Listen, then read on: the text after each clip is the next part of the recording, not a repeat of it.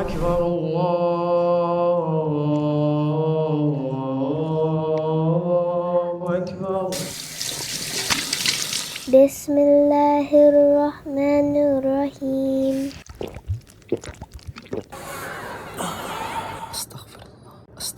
Ramadan is a month of sabr, and the reward of sabr is Jannah.